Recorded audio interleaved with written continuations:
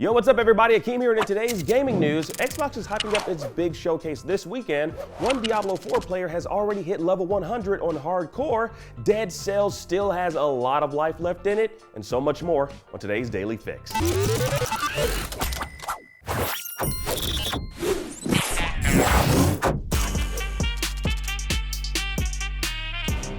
Now, Microsoft has told Xbox fans not to expect a CGI fest when it comes to first-party games at its upcoming showcase. Now, Xbox marketing chief Aaron Greenberg said in a tweet, quote, "None of our first-party games in the show are full CG trailers. Everything is either in-game footage, in-engine footage, or in-game footage with some cinematics. Each of our trailers will be labeled so it is hopefully clear for our fans."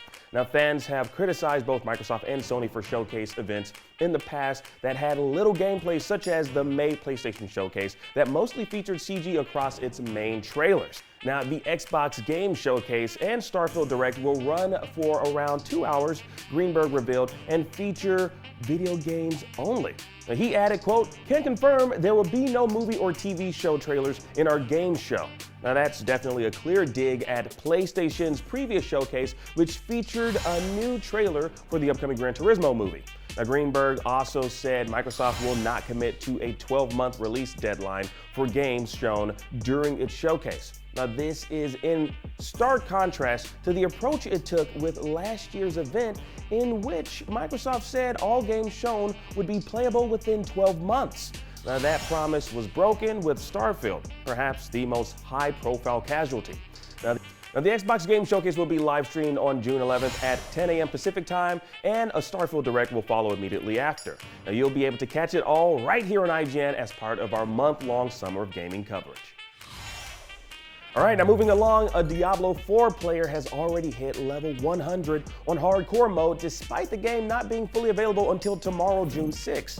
Now, a Twitch streamer shared his climb to glory to level 100, which will presumably put his name at the very tippy top of the Lilith statue Blizzard is using to immortalize the first 1,000 players to attain the goal.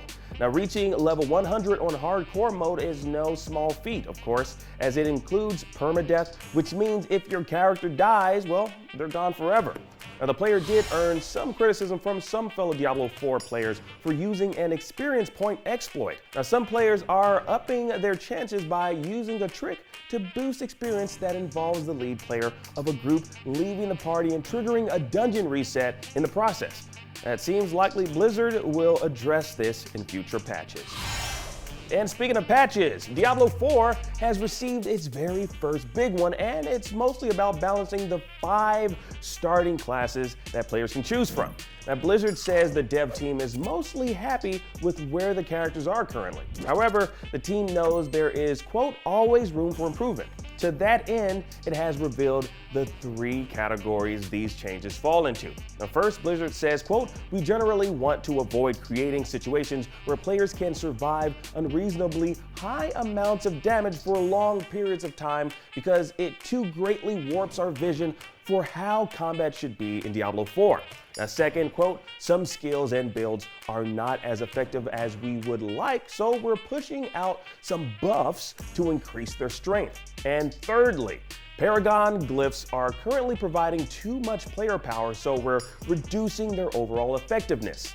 Now, Blizzard also understands, quote, "Class balance is a journey, not a destination." So it's important to note that more balancing changes will obviously be on the way. Now, Blizzard hopes these will make class builds fun, powerful, and competitive within reason.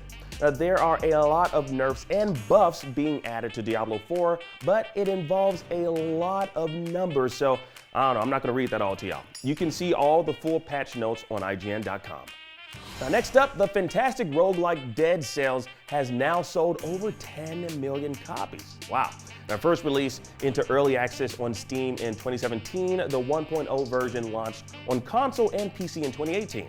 Now, over the years, it's received 34 free updates that included new weapons, enemies, and levels. And the 4 paid expansions have also contributed to the considerably long tail Dead Cells has enjoyed.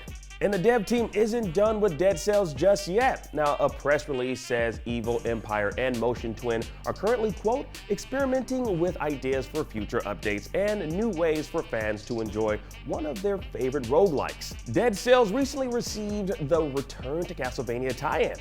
Now, Evil Empire CEO told GamesIndustry.biz that the team has a roadmap that goes at least through 2024 and already has signed deals for 2 more retro game tie-ins. It's really intriguing. Now, what crossovers would y'all like to see? They managed to get the original Vania half of Metroidvania. Now, do you think Nintendo would let Samus and Ridley join the fun? Let's talk about it in the comments. And finally, today, something that I'm pretty sure y'all are excited to talk about. EA Sports and Nike Virtual Studios have announced a new partnership that will add Nike's Swoosh virtual creations, aka NFTs, to future EA Sports games. Wow, NFTs, we're still talking about that. Okay, I guess. Now, the details of exactly how this will manifest in future games were unclear, but a short video on Twitter from Swoosh visualized a bit as to what fans can expect. Yay for NFTs, right? I thought we were all done with those. I thought we moved on to AI. No? Whatever. Anyways, Swoosh used the Polygon blockchain to secure the Nike virtual creations, and the example in the video shows a black football helmet with the Nike logo and a purple visor. The NFTs, blockchains, and Web3 have all been controversial in the gaming space and beyond, and many companies walk back their support of them after facing criticism. Like EA has also previously spoken about NFTs, with EA's CEO Andrew Wilson saying he believes NFTs will be an, quote, important part of the future of gaming. However, the company said a year later it was not driving hard in the direction of NFTs. Good on them, because I doubt any gamer out there is really interested in this. But if you are, well, let's talk about it down below. And that was your Daily Fix for Monday, June 5th. Now that you're caught up on today's news, please check out our hands-on preview of RoboCop Rogue City. I'm Akeem Lawanson, and for all your gaming news, stay tuned to IGN.